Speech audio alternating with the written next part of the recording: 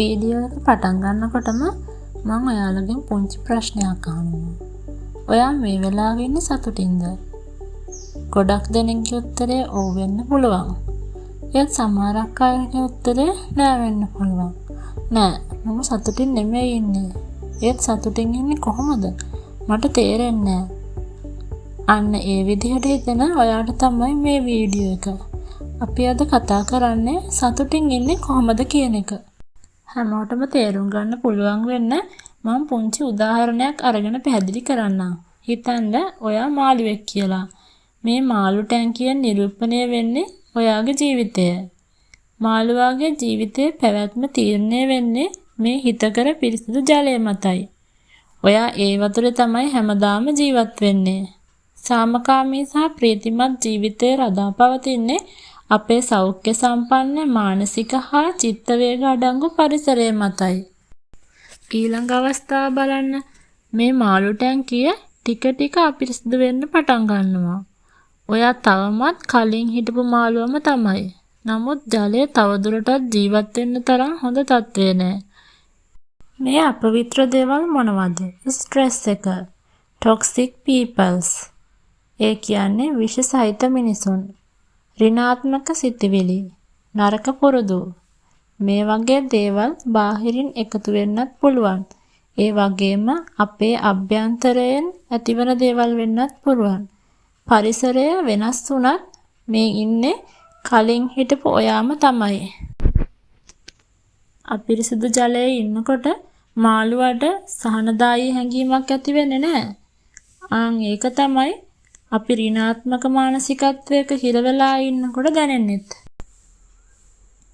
අපි දැන් මේ අපිරිසිදු ටැංකියේ ඉන්න මාළුවාව අයින් කරලා ඒ මාළුවාව පිරිසිදු වතුර තියෙන ටැංකියකට දාමු.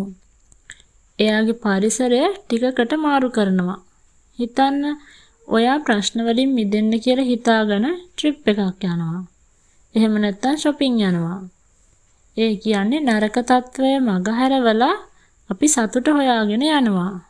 ඒකෙන් හොඳක් දැනනවා තමයි.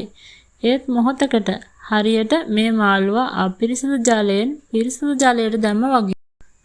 ඊළඟට පිරිසිදු ටැංකියේ ඉන්න මාළුවා ආයෙත් අපිරිසිදු ටැංකියටම දානවා. ඔයා ට්‍රිප් එක ගිහිල්ලා ඉවර වෙලා ආයෙත් ගෙදර එනවා වගේ. ඒත් ටැංකිය අපිරිසිදුයි. ඔයාගේ අභ්‍යන්තර පරිසරය තවමත් වෙනස් වෙලා නැහැ. ඒ විදිහම තමයි. ඉතින් මේ පුංචි උදාහරණයෙන් මම පැහැදිලි කරන්න උත්සාහ කරේ සතුටින් ඉන්නවා කියන එකේ සැබෑ අර්ථයයි.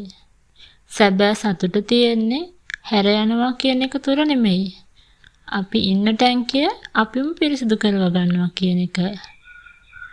විශේෂයිත මිනිසුන්ගෙන් අයින් වෙලා අපේ ඍණාත්මක සිතිවිලි ධනාත්මක සිතිවිලි විදිහට වර්ධනය කරගෙන නරක පුරුදු වලින් අයින් වෙලා හොඳ පුරුදු වර්ධනය කර ගැනීමෙන් අපේ අපිරිසිදු ටැංකිය කියන්නේ අපි අවට තියෙන පරිසරය ජීවත් වෙන්න හිතකර තත්වයට පත් කර ගන්නට අපිට පුළුවන් කියන එක.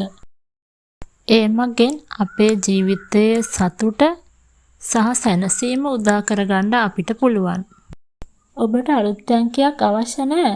ඔබ ඉන්න ටැංකිය පිරිසිදු කර ගැනීමයි වැදගත්. චූටියට පටන් ගන්න එක හොඳ දෙයක් එකවරකට. ඔයාගේ ටැංකිය ඔයා පිරිසිදු කරගන්න. ඔබට තේරුම් යයි සතුටින් ඉන්න එක හැම විටම අමාරු දෙයක් නෙමෙයි, කරන්න පුළුවන් දෙයක් කියලා. ඉතින් මගේ වීඩියෝ එක මෙතෙක් වෙලා නරඹපු ඔබට ගොඩක් ස්තුතියි. මේ වගේ තවත් වීඩියෝ බලන්න මාව සබ්ස්ක්‍රයිබ් කරලා තියාගන්න. ඔබට සුබ දවසක්.